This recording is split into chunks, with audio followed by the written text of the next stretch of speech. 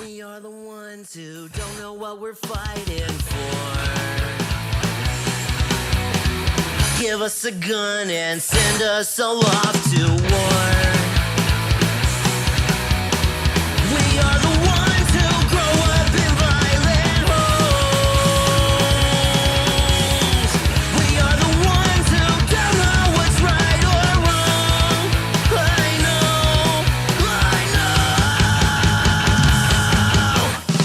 We are the ones. We are the ones. We are the ones who were born into war. We are the ones. We are the ones. We are the ones who just don't give a fuck no more. No more. We are the ones who don't know why we're losing score. Give them a badge so they could send us to the morgue. We are the ones who are scared to walk out the door. We are the ones who don't know what we're dying for. I know. We are the ones. We are the ones. We are the ones who were born into war. We are the ones. We are the ones. We are the ones who just don't give a fuck. No. We are the ones. We are the ones. We are the ones who were born into war. We are the ones. We are the ones. We are the ones who just don't give a fuck no more. No. Get off his fucking neck. That makes you know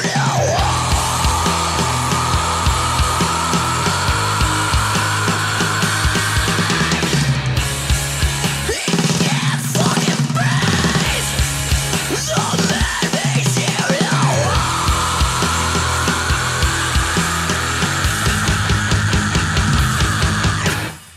we are the ones. We are the ones. We are the ones who were born into war. We are the ones. We are the ones. We are the ones who just don't give a fuck. No. We are the ones. We are the ones. We are the ones who were born into war. We are the ones. We are the ones. We are the ones who just don't give a fuck no more. No.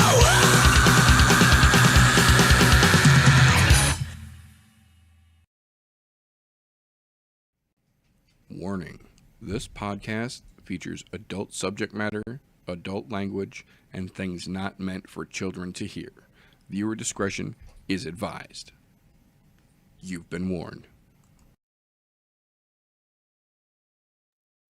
If it's Thursday, Opum Gangan style. Welcome, ladies, gentlemen, boys and girls, children of appropriate ages, to the latest episode of the I'm No Joe podcast, the show where every armchair quarterback can feel like Eddie Bravo. I, of course, am your hostess with the mostest. The meter does many things, and he is 100% that bitch.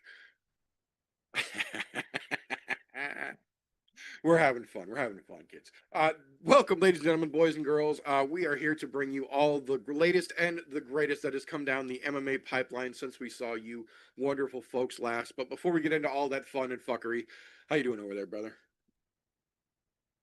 I'm ready to teach people about the game of fuck around and find out. Kids these days, I tell you. Exactly. But we have got a crazy weekend of fights here. Did have to do a late combat sports menu this week. Normally I drop those on Wednesday, so I give everybody enough heads up. This week was fucking rough. We were originally going to have 2 videos this week. That got all thrown into the fucking mix. So we are just happy to be here and try and crank this little show out for you before we are back to another 2-week break, because America's birthday is next week and UFC don't fuck around. So we are here this week to give you all of the goodies on UFC Baku, because even though it starts at 8 o'clock in the fucking morning, there are still some interesting fights hidden into that card. But before we get into all that fun and fuckery, we are going to go ahead and kick things off here the way that we like to, with a little bit of news and recent events, official fight confirmations, cancellations, rumor denials and confirmations, and relevant things in the fight world we feel you fine folks need to be aware of since we saw you last. Um, First and foremost, the elephant in the fucking room. I would be remiss if I did not begin by talking about the fucking abomination that is the new UFC meta rankings.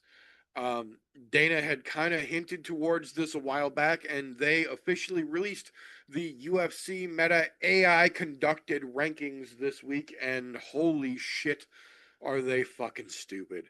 Um, you had fighters ranked in the top five completely kicked off the rankings. You had fighters that were graciously in the lower tier of the top 50 who are now in the top 15 actual ranked fighters. You had complete fucking removals. You had people who had just won a fight being placed below the people that they had just beat in their literal most recent fights on several different divisions. Um, it is an absolute shit show, just as much as we all kind of thought it was going to be if they actually pulled this trigger.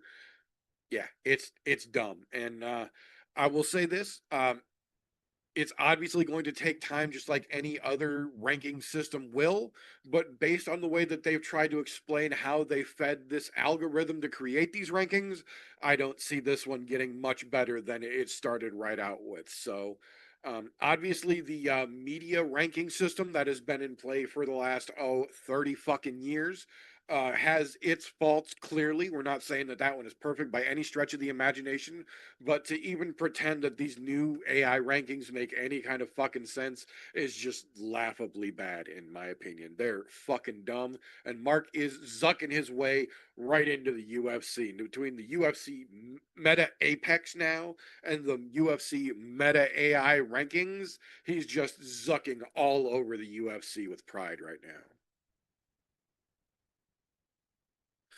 Um, we did get a couple of interesting fight announcements that I do want to run down here real quick.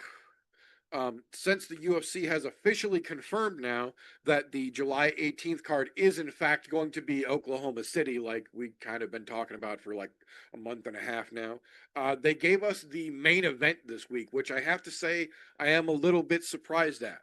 Um, Dricus Duplessis versus Kamaru Usman at middleweight will be your main event for UFC Oklahoma City next month. Um, Not the fight that I thought it was going to be. Not really sure how it's going to play out. Dricus is kind of framing this as his fight to get back to the belt if he beats Usman moving up a weight class, which I don't quite understand either. But at the same time, Usman has said on him and Mini Cejudo's podcast that he feels like if he can move up to middleweight and beat the former champion in Dricus, that might put him jumping up in line towards fighting for the middleweight belt, since obviously he's tired of cutting weight like so many other fighters are recently. Um, that part I don't agree with 100%, but I do think it is more likely that Usman, with a good victory over DDP, would jump himself up the line than the other way around. I think Kamaru Usman moving up and then not having success wouldn't really make as much sense getting Dricus back to the title, especially with all the nonsense going on right now. But I do think, at least to a certain degree, it would work the other way. We'll see, though. Obviously, we got a lot to see how that plays out when we get here next month. Um, Last minute add to the UFC 330 card, August 15th, going down in Philadelphia.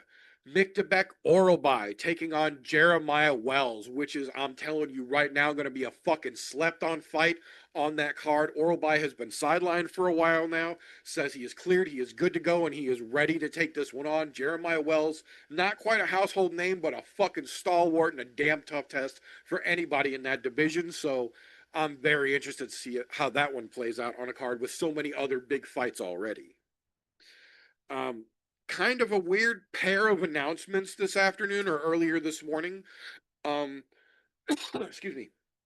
Around 11 o'clock noonish, we got the official confirmation that Ketlin Vieira has officially signed a multi-fight deal with the PFL, which good for her. She deserves to land somewhere. She just didn't quite cut it at the top of the ranks with the UFC. She absolutely deserves to land somewhere and get another crack at a belt. PFL could be a real good fit for her. The problem was the other half of the announcement that dropped right after that, and that was that Catlin already has a fight booked. August 22nd, PFL Tampa. She will be in the main event for her first fight under the PFL banner, taking on Chris Cyborg in her official retirement fight. They are absolutely hyping it up as, Cyborg's farewell tour. She has officially confirmed herself. She is officially retiring from combat sports after this fight, win or lose, doesn't matter. So kind of interesting. I'm not 100% sold on the fact that Cyborg's actually going to retire after this. She's actually retired and unretired, I think, 4 times in the last couple of years, or 3 times in the last couple of years, and then went and done boxing and then came back, and then she just took some time off for a while and then came back. So I'm still not 100% sold that Cyborg's actually retiring, but if she is, I think this could be a real good opportunity for Ketlin Vieira, because Cyborg has shown in her last couple matches that she is clearly on that downhill slide of her career. Ketlin could jump in here and steal a lot of fucking thunder in her debut match in the main event against someone like Chris Cyborg. Could potentially be very interesting. There's a couple of other real neat fights that could play out on that card as well, so we will absolutely be talking about that one as we get a little closer to the end of August for sure. Couple of weird ones that I got to talk about here real quick to close out the news segment. The first one, we got it straight from the horse's mouth this afternoon. Merab Dvalishvili has decided that he is officially going to sit on the sidelines until the UFC gives him a rematch with Peter Yan. Said he will not take a tune-up fight. He will not take another fight against anyone other than Peter Yan. And if the UFC thinks that that needs to take a while, then he will sit out and he will wait until he gets that fight. I like Merab. I really do, but I think this is career suicide. This is exactly why Aljo and him got so much shit when Aljo had the belt and Merab would willingly sit out on the sidelines because the only other person that he should have fought was Aljo and they wouldn't fight. This is a very similar boat that he's putting himself in here. I understand completely that he feels that he deserves the immediate rematch, but I at least am of the opinion that Sean O'Malley should never have gotten his immediate rematch with Merab after the kissing and ass whipping he got in their first matchup. There was nothing that deserved an immediate rematch there. This is a very similar situation because the Petr Yan we saw take the belt away from Merab was not the same Petr Yan we saw in their first matchup. He was not the same Petr Yan we saw against Sean O'Malley. This was an evolved Petr Yan, and the ass whooping that he gave to Merab was as good, if not more so, than the ass whooping that Merab gave to O'Malley, and they still gave him the immediate rematch, and even Merab said that he shouldn't have gotten it. I don't feel that Merab should get an immediate rematch here. I don't think he should drop all the way to the bottom of the list by any stretch of the imagination, but you got your ass beat for 5 solid fucking rounds by a clearly better athlete. You need to go back and prove that you are still at that level. I'm not saying he needs to go fight, the number 2 guy and then the number 3 guy and then the number 4 guy, but somebody in that top 5 ranking, you need to be able to absolutely fucking dominate, and then you say you want your rematch. This whole immediate bullshit that everybody's crying about right away, I don't fucking think so. This is one of the best fighters we have seen at 135 pounds, but the ass whooping he got from Petr Yan was more than enough, in my opinion. He needs a solid win before he can call that fight. Sitting on the sidelines is not going to do him any favors, and we already know how bitchy Dana gets when fighters make this kind of a statement. So I don't see how this is going to play out good for him. We'll obviously keep an eye on it, but I don't see how this is going to play out good for him. All I can say is it's a bold move, Cotton. Absolutely. Speaking of bold move, Cotton, we got confirmation this week that Ian Machado Gary has officially signed for representation with Matchroom Entertainment, Eddie Hearn's company, just like Tom Aspinall had. But the difference here Eddie Hearn now represents Tom Aspinall in all aspects of his fighting career: his contract negotiations, his sponsorship deals, his promotion, media rights, everything. Tommy is completely covered by Eddie Hearn now. Ian has his own contract negotiation team, is still represented contract-wise by another sports organization. He signed with Matchroom just for his media rights, so that they will do his sponsorship promotions for him, essentially, and get him potentially new sponsors to promote. So he's willing to sign on to get Eddie Hearn to help him make money, but not enough to get his contract negotiated by Eddie Hearn. That's not a huge deal, but it is something. It's not nothing for what it matters here. I'm very curious to see how this goes forward and if it actually is anything substantial for Ian, or if it's just a slight little fuck you to Dana, thinking that no one else was going to notice it. But it is something. It's not nothing. Put it that way. Oh my goodness, I forgot I put this in the notes. I am not 100% certain who is giving contract offers out for all these big organizations these days, but I think there needs to be some conversations had at the very least. Upon her release from the UFC, Aspen Ladd went to PFL, which went as bad as everyone thought it was going to be. Then she went to BKFC, which, to her credit, she won a fight against an absolute fucking can, but looked horrible doing it because striking has never been her strong suit. And then she announced yesterday that she has signed a multi-fight contract with BKB Europe. I'm not 100% certain who is doing their talent scouting or who is actually in control of their contract offers and negotiations, but fucking oof. I say it all the time. I'm more than happy that there are bunches of organizations. I wish that there were genuinely more, because the rising tide raises all boats, and the more places that fighters have to go to fight, the more opportunities there are for people to see fights and for fighters to make money. That's always a good thing, as long as it's above board. But at the same time, some of these fucking signings are a little questionable, to say the least. A girl who was never a striker now being signed to her second bare knuckle organization baffles me. Just fucking baffles me. So we will see how that one plays out.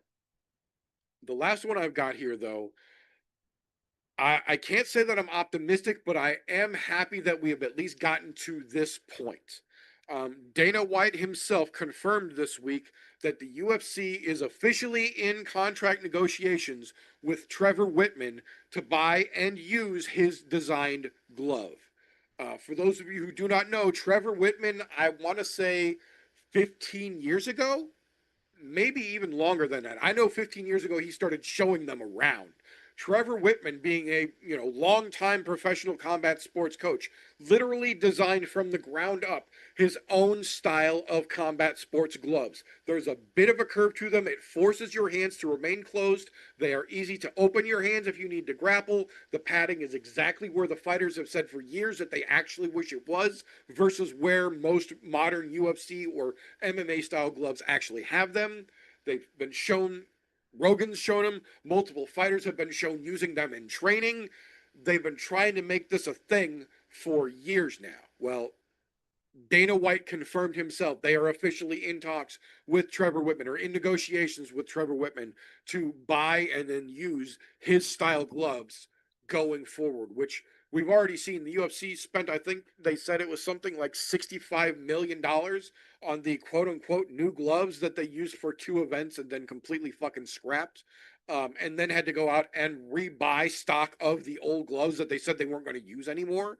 So there was never a fix to the problem anywhere in the new gloves or the old gloves being brought back. This is the first time in years the UFC is genuinely working towards the issue of glove problems, because gloves have been a problem. It's not just a Cyril Gane thing. Multiple fighters, men, women, any fucking division you can think of, are having way too many fucking problems because they keep their fucking fingers extended and they're poking everybody in the goddamn eye like an episode of Three Stooges. credit where credit is due. Jim Miller has said for years, if you don't train like a bitch, you won't fight like a bitch. Train with your fucking hands closed and you'll fight with your hands closed. And I agree, but we are clearly well past that mile marker at this point in the journey. So at least the UFC is trying to be somewhat proactive here in working with Trevor for the gloves that have been shown for years now to be light years better than anything currently being used in professional combat sports. They've already made it pretty clear that they're going to try and nickel and dime him down as low as they possibly can because they quote unquote have to scale up and take over production, which Spider-Man for that one. But the fact that we could possibly be getting something literally from the ground up designed by people using the fucking product is something that should be good for all fighters going forward. Because I promise you, if the UFC gets these going and puts them in production, it's only a matter of time before everybody else does as well, especially if we can actually see the results, like multiple different fighters and Trevor have been saying for years now. So, fingers fucking crossed. That being said, that is what I've got this week. You got anything over there that I might have missed? Nope. I haven't had time this week to look at any sort of news. Yeah, I've been I busier did than a figure, one-legged man in an ass-kicking contest. yeah, figure I'd give you a chance in case I did miss something. um, that being, what is going on in my goddamn mouse here?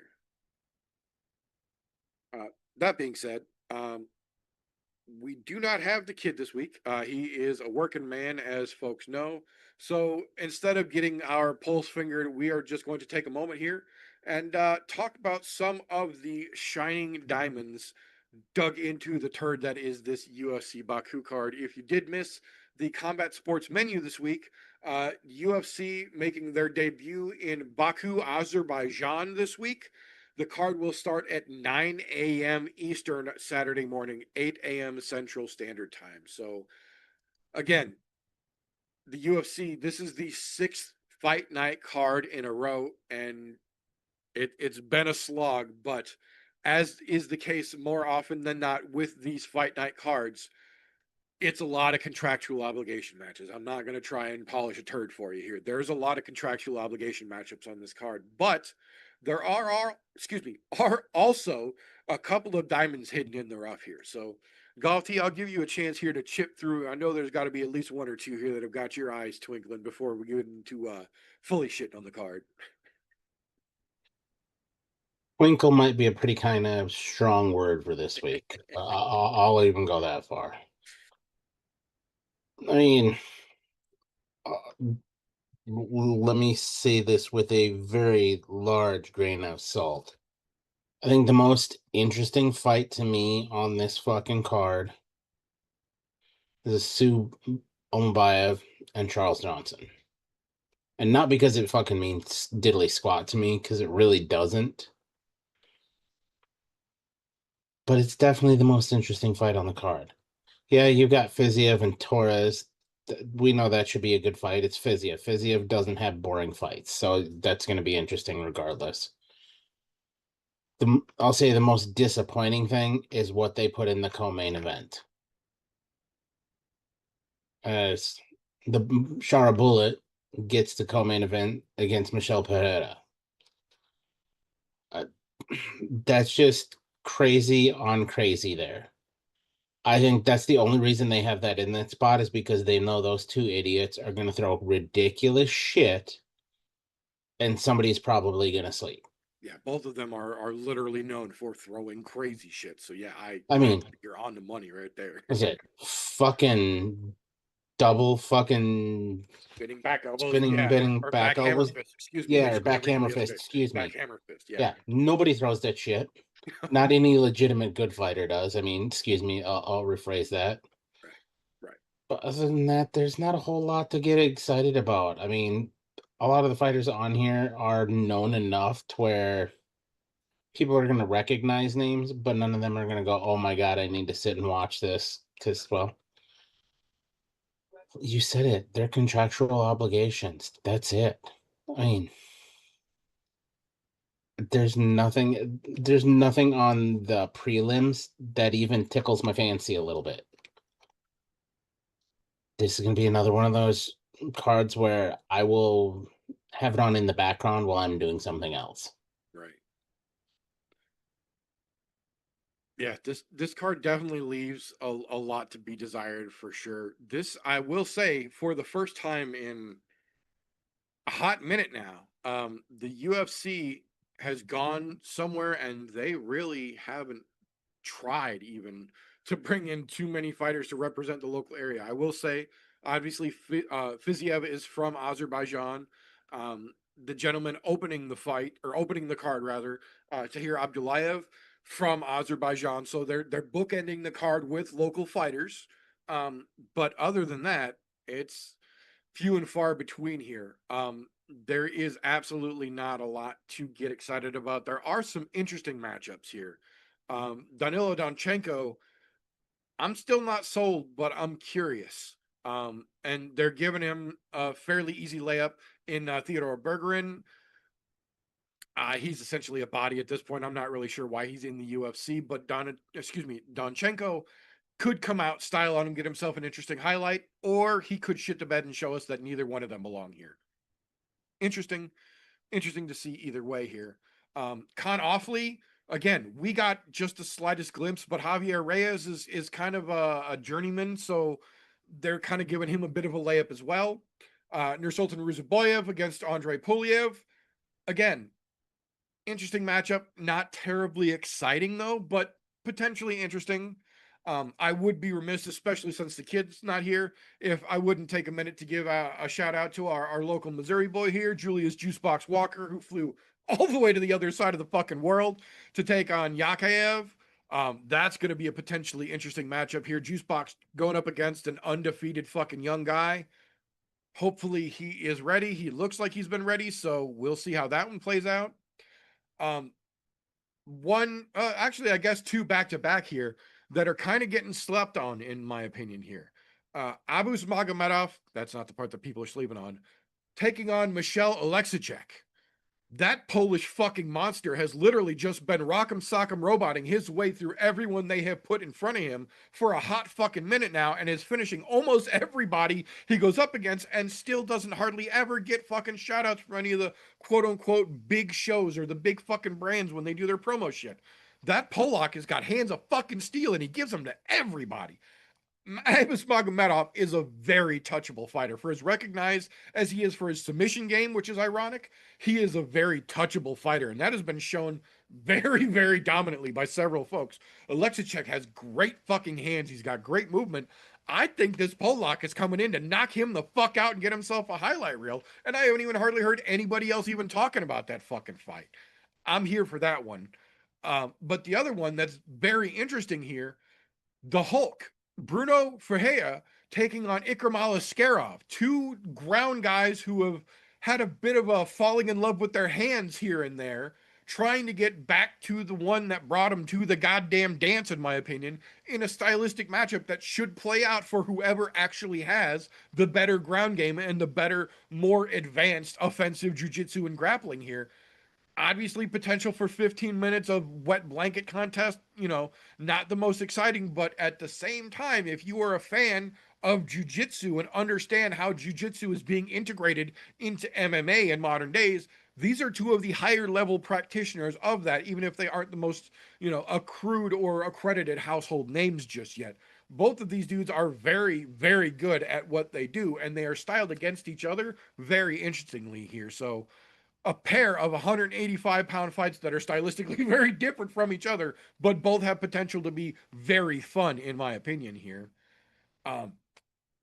Absolutely agree with TJ. Almabayev versus Charles Johnson is going to be fucking crazy for as long as it lasts. I'm not 100% certain that one's going to a judge's decision, because those two are both a little bit allergic to porn fights and tend to break out in fucking punches. So that one could be very fucking fun as well. Nazim Sadikov versus Mateus Camillo. I don't understand why that's even on the main card when we have fights like Aliskerov and Oleksiejczuk coming up here. It's, I guess technically speaking, Sadikov is representing Azerbaijan, so there is that, but it could have been the main card opener if that's where if they insist on keeping this one on the main. Co-main event, Michelle Pereira versus Shara Magomedov, the pirate, bullet, whatever you want to fucking call him, the one-eyed wonder who can only fight in the Middle East until, Spray Tan and Chief got fucking elected. Um, so we'll see. I'm anticipating, much like TJ said, this is going to be a fucking circus match. We got a dude who thinks he's in a Tekken video game versus a guy who thinks he's in the original Bloodsport movie. Like, there's a lot of potential for fuckery. I don't think it's going to be the greatest fight. I think it could potentially be entertaining because of the fucking goofy shit that both of them can and will do. I don't know that it's going to be the greatest actual MMA matchup, but we'll see. I've been wrong a time or two. I don't think this is going to be one of them, but we'll see. um, but the main event, there's potential for this to be a fucking insane matchup. You already know Fiziev is one of the epitomes of allergic to boring fights. He is like such a great poster boy for with your shield or on it. If you don't knock him the fuck out, he will march you down until you do, or the final bell fucking rings. That dude doesn't understand what quit is. Add to that, great fucking hands, great timing, great movement, that fucking inevitable matrix dodge that he has fucking perfected over the years and done against everybody who's ever tried to head kick him. Fiziev is hard to fucking root against. He really, really is. Manuel Torres is fairly experienced, not so much in the UFC, but as an MMA fighter as a whole. He's got some interesting highlight reels. Can he withstand the car crash that Fiziev brings? I'm not 100% sure. I will say this is one of those fights that I don't like to use the term often, but this is kind of a puncher's chance kind of fight because neither one of these dudes are coming in here to grapple. Neither one of these dudes are coming in here to show off their jiu-jitsu. These are two dudes with hard hands who are coming to put knuckles to skull and try and knock the other fucking dude out, point blank, period. I think the main event has a decent chance of being fight of the night. It's the most potential car crash of the several car crashes we've got to look forward to, but yeah, it leaves a lot to be desired still. So there is that. But there's some potential fun on this card on Saturday, even though it's fucking stupid early. That being said, though, without the kid here, that brings us to the next segment here, which actually requires its own individual disclaimer. So excuse me for just a moment, if you will. Black 11. Tapology.com in no way, shape, or form supports, sponsors, or endorses the I'm No Joe podcast. Yet. That being said, Tapology.com does give you the option to go onto their website, make yourself a free account, and make fantasy style MMA picks like we do here on the show. They even let you make groups on there. So we made one. It's called I'm No Bookie, all one word, or group 965. Whatever way you need to find it, the group is open to the public. You are welcome and encouraged. Make yourself an account, join the group, and then let us know who you are, and we will hold your picks accountable with our picks in the segment that we call Tapology with TJ. All right. I'm going to make this very clear. I understand a lot of you are cheapskates. Watch us without joining the Patreon, which, by the way, scrolling down below. So if you don't want to be known as a cheapskate, feel free. It's right down there. If you want to, I have no problems with that. I enjoy a good cheapskating myself. But if you're that big of a cheapskate, come over to Tapology. Join us. It's absolutely free, and we know you like free shit. Otherwise, you wouldn't be watching or listening to us on your platform of choice for free. Group 965, I'm No Bookie, however you want to find it. See how your picks stack up to ours. Are you a savant? Are you just shite? Come find out. You tell us who you are. We'll hold your picks accountable just as we do everyone else's. Yeah. Now, with all of that being said, I'm going to get off my high horse and telling you guys to stop being fucking boring and joining Tapology, even though I will run this again next week and let you guys to know.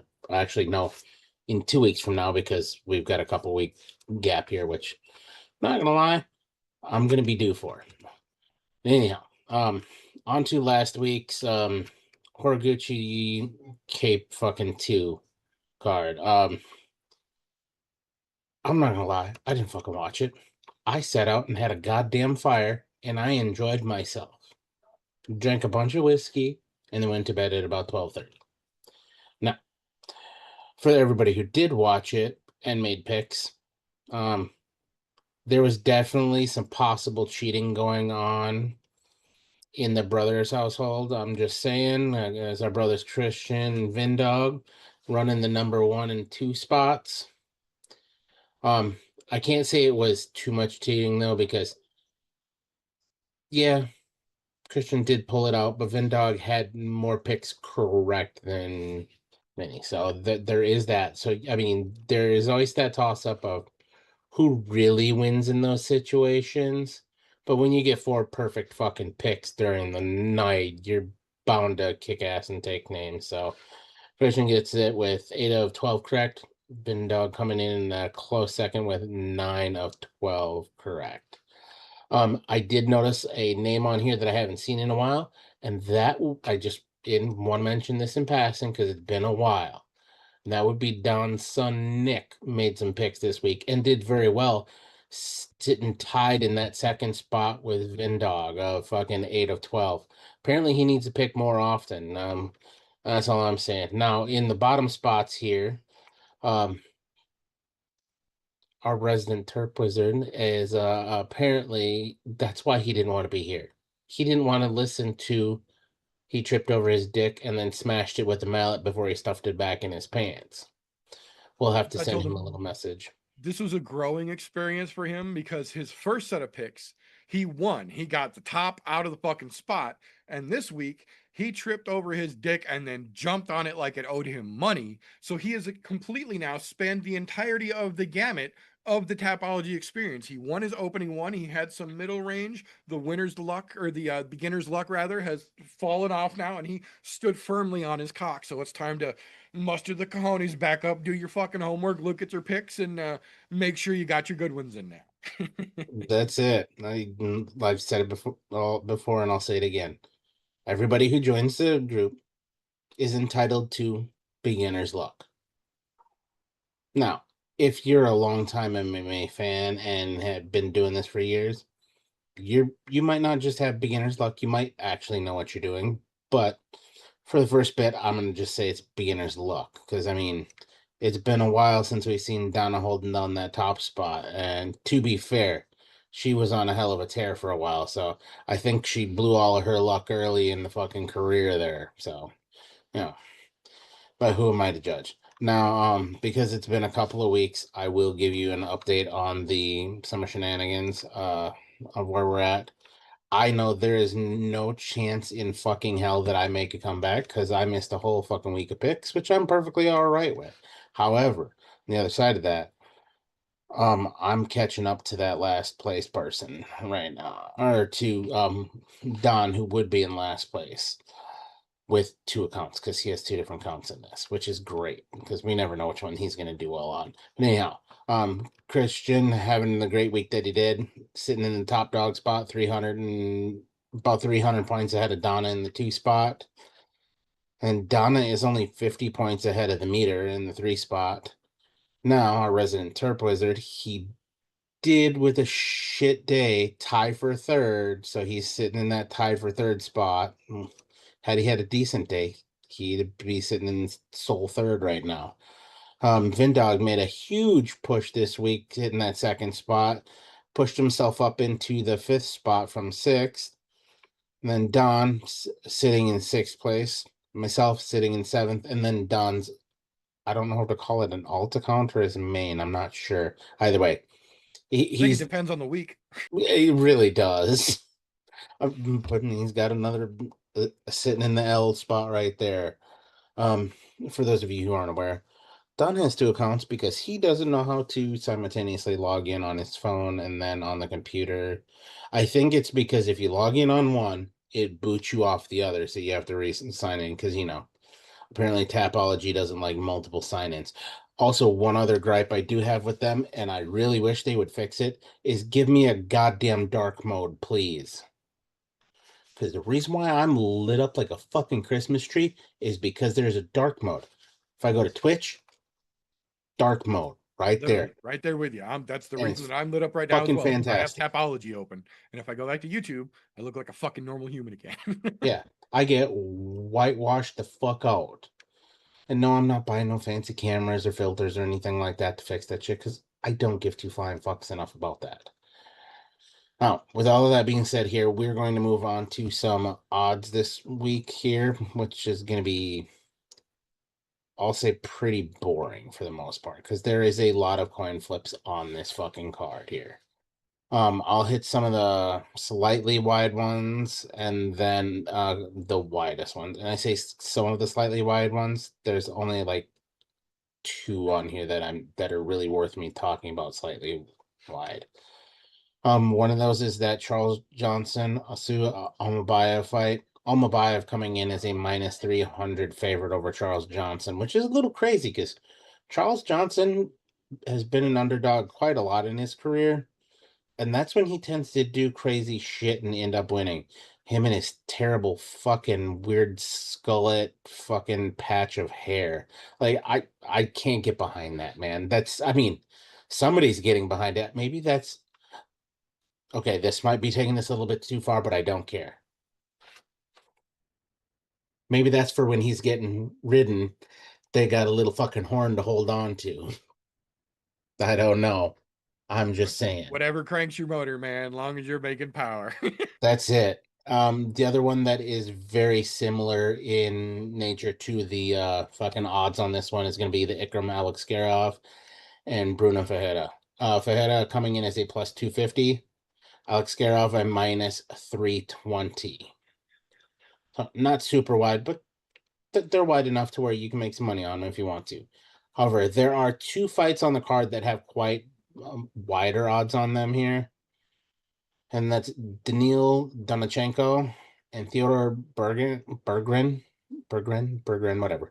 Anyhow, Bergren coming in as a plus 400 underdog. Donachenko a minus 550 favorite. Now, that's not the widest odds on the card. I want to make that very clear. The widest odds on the card go to the Julius Walker and Abdul Racham Yakayev. Yakayev coming in as a minus 600 favorite. Julius Walker a plus 430 underdog. So he's flying halfway across the goddamn world to be the underdog. If he wins that fight, man, somebody can make some good money off that. That's all I'm saying. I'm not saying he's going to, but That's what I said. Even though he's a Missouri boy, Yakayev, and I have to give him his props, he is definitely up for a tough fucking matchup. But like you said, if he overcomes this and he flies halfway around the fucking world to take this dude's O as a fucking giant underdog, hang on because the Rockets are getting strapped to my boy. well, that and I mean, if we look at this from a general perspective, Yakayev is still relatively unknown to the UFC and the general population at large as far as mainstream UFC fans are concerned. Because the vast majority of UFC fans don't watch, they don't pay attention to the younger, newer fighters coming in. I mean, sometimes I'm even fucking guilty of that where I'm like, fuck that guy, I don't feel like watching until I see something on his resume that makes me go, okay, maybe. Being as relative on you, I think those odds might be a little wide. Yeah, I understand you're 10-0. That congratulations. There's a lot of people that get to 10-0 and never make it to the UFC. So I mean, it's all relative to what was the talent that you were actually beating that they're giving you these fucking odds. So we'll leave that sleeping dog lay, but that is the widest odds on the card here. We're gonna hit the co-main and main. I did skip the co-main on purpose here previously, and that's because it is one of the semi-wide odds on the card. Michelle Pereira and Shara Megomedov. Megomedov coming in as a minus 400 favorite over Michelle Pereira as a plus 310 underdog. Now, because these two are so fucking wild, that can go either way. And to be honest, I don't know how Charbullet's getting such wide odds on this. Because if you watch his fight with fucking what's his dumb nuts, he looked like absolute dog shit. Armin, yeah. Yeah. So I'm just saying he didn't look that great. But I mean, Yeah. when you're throwing him against another soup can, That double hammer fist really did a lot of work because Petrosian was doing real good against the bullet until that spinning double fucking hammer fist that nobody saw coming. So Yeah, I mean, I agree with you. I think these to be odds are fair, nobody sees that coming because nobody does that. So of course he wasn't Right. going to see a fucking two of them Right. coming. right. But yeah, I'd say that was his Yair zombie moment. That last second elbow, that was his equivalent Oh, right there. let's He was not getting talk his about ass that, beat please. until he wasn't when he landed the bullshit shot. So similar situations there. I don't want to talk about that one. That one still irritates me to this fucking day. Anyhow, with that out of the way here, move on to the co-main event, and this one is an absolute coin flip. Manuel Torres, Rafael Fiziev as a minus 110. Manuel Torres as a minus 110. It's a legitimate coin flip. Now, to be clear, the odds that I was looking at today are all from Caesars. So depending on where you go, those odds are going to vary a little bit. They're not going to be hugely wide, but it's out there. You can check anywhere. You can go Polymark, Kalashi, FanDuel, Caesars, Bet River. Fuck, there is so many different places. What is it? The one over in fucking the UK. What is it? Bet Betway or something like 365. Bet 365. Yeah, Yeah, don't go to DraftKings. Polymarket though. That Wall Street Journal article that just dropped yesterday. Yeah, their Polymarket's about to fold, I believe, after all the bullshit they just got exposed for. Yeah, you're probably better off going to Kalashi. And besides Kalashi, you can bet on everything, even the fucking weather. So, with all that being said, if you are going to bet, be responsible about it. I'm not telling anyone to gamble. I'm not condoning it. I'm not condoning it either, though, because I do enjoy a good gamble from time to time. But if you bet the house and you win, feel free to sling us a coin. Toss a coin to your fucking, in this case, Twitcher, because we're on Twitch now. And, we're not going to be mad about it. But that's all I got this week. Nice, short, sweet, to the point. Thank you very much, sir. Always appreciated. That being said, that is going to be all we have got for this particular episode. If you are new here, first and foremost, thank you for sticking around to the end. We appreciate it. We generally try and do these shows every Thursday before there are fights to talk about that weekend. We generally go live somewhere between 9 and 9:30-ish Central Standard Time. We go live both on youtube.com/at I'm No Joe. Also, like TJ mentioned, dual streamed over to twitch.tv/I'm No Joe. The replays get left up as long as they are allowed on either platform. So if you miss us live, you can always go back in the archive and catch an episode and see what we thought about some shit. If you miss the replays on purpose, I understand that as well. We also own mirrors. And for that reason, the week after we go live, we put the all audio version over on anchor.fm/I'm No Joe. If you like what we get up to around here, first and foremost, thumbs up go a lot further than you think they do. We would appreciate it. If you really like what we get up to around here, subscribe and then hit that notification bell and make sure it's turned on because YouTube is dog shit about telling you when we actually do put something out. If we really tickled your fancy, the best way to help us do what we do around here, patreon.com/I'm No Joe. For as little as $1 a month, as much as you are comfortable giving, you literally help us do what we do around here. And in exchange for doing that, patronage at any level, first and foremost, gets your name stuck on the end of every broadcast so everyone can see how fucking awesome you are for helping us out. But moreover than that, at any paid level, you get access to the unaired and the unairable, the behind the scenes and the bullshit. Everything that got us kicked off of OnlyFans as a platform, first and only one that I know of. That's over on the Patreon for you to enjoy, as well as exclusive content that we make just for the folks who kick in and help us do what we do around here. So that is always there for anybody. Wherever you go, the links are in all the descriptions, whether it is audio or video, everything is down there. The other side of that coin, if you don't like what we get up to around here, first and foremost, what the fuck are you still doing this deep into a podcast that you didn't enjoy? Give it a thumbs down and then go fuck yourself. We won't even dispute it. That being said, that is all we have got for this particular episode. But when we wrap things up here, that is not the end of the fun. tomorrow morning, even though he's not here because he's a working man, the kid and his other half will drop their podcast, the Slow Bake and Contemplate podcast. They drop that over on Spreaker.com. So the links to their podcast and their socials, as well as their channel over on the I'm No Joe Discord, are all down in the description as well, whether you are watching or listening to this. So make sure you click on that and check those boys out as well. And also, even though it's not a weekly thing like it used to be, there is also still a link down below for the Golf T Vapes YouTube channel. So in case something should, I don't know, happen to pop up throughout the year, maybe a Saturday night stream, maybe a hey, fuck you, this is what I'm thinking, you want to make sure that you're subscribed so you don't miss that kind of shit either. He said there was a large portion of that statement I want to make very clear.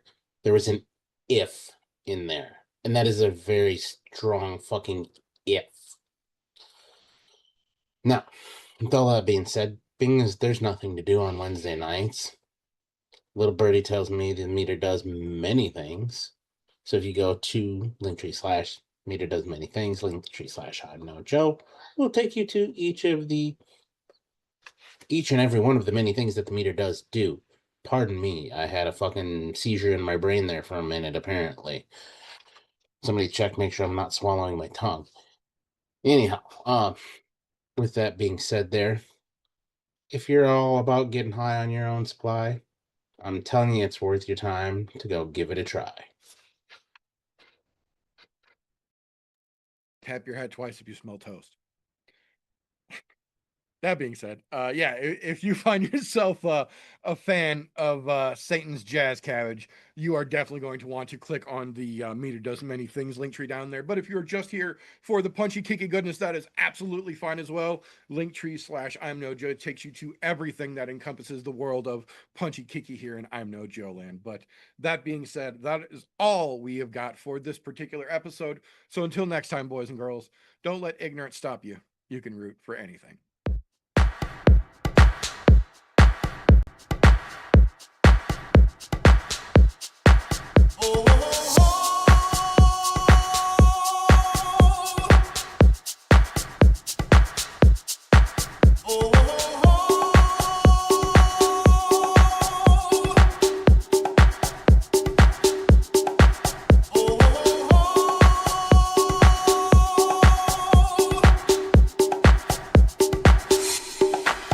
Everybody was kung fu fighting. Those kicks were fast as lightning. In fact, it was a little bit frightening.